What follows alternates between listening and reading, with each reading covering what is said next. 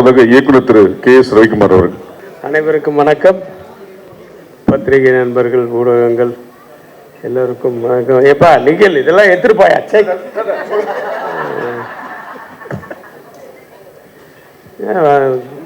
வரும்போது நான் blue and ப்ளூவில் இருக்கேன். என்னப்பா நீ ஏன் ப்ளூ அண்ட் ப்ளூவில்? ஓ ஏன்ப்பா என்ன மறைக்கிற? ரெண்டு பேரும் ப்ளூ அண்ட் ப்ளூவில் இருக்குமே, எப்படிடா அப்படி நான் மாற்றுவேன் நீ மாற்றுவேன், நான் மாற்றிட்டு வந்துட்டான். உன் தொல்லை தாங்கலப்பா.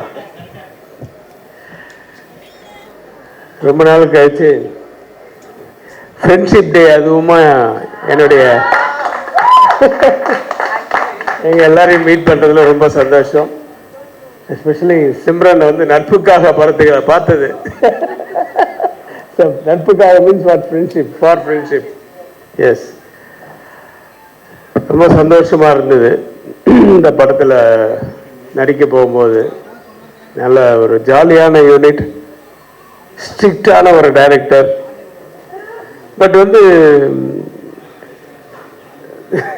பிரசாந்துக்கு தான் தெரியும், நல்ல ஜாலியாக பேசிட்டே இருக்கும்.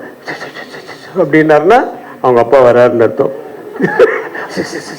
அப்படின்னா ஸோ மகனாக இருந்தாலும் அந்த இயக்குனர் அப்படின்ற ஸ்தானத்துக்கு வந்ததுக்கு அப்புறம் அவங்களுக்கு பயப்படணுன்றதை இன்னும் காப்பாற்றிட்டு இருக்காரு பாருங்க. இப்பெல்லாம் யாரு டைரக்டருக்கு பயப்படுறாங்க? டைரக்டருங்க தான் பயப்படுறாங்க. இந்த மாதிரி ஏதாவது 2-3 பஞ்சு ஆளாளுக்கு சொல்லுங்கப்பா. அது வந்து வைரல் ஆகி படம் அந்தகன் தெரியும்ல எல்லாருக்கும். ஸோ நிறைய அனுபவங்கள் அந்த படத்தில். யோகி பாபு, ஊர்வசிக்கு நான் வந்து ராட்சசின்னு தான் பேர் வச்சுருக்கேன். எல்லாத்தையும் சாப்பிட்டு போயிடுவாங்க.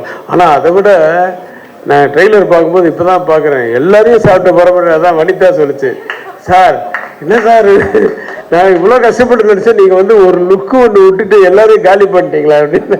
தியாகராஜ் சார் ஒரு ஷாட்டில் நடிச்சிருக்காரு போல் இருக்கு. அப்படி அந்த ஒயிட்டு முடிக்கும் அதுக்கும் இப்போ ஃபாரினர் மாதிரி அப்படி ஒரு லுக்கு.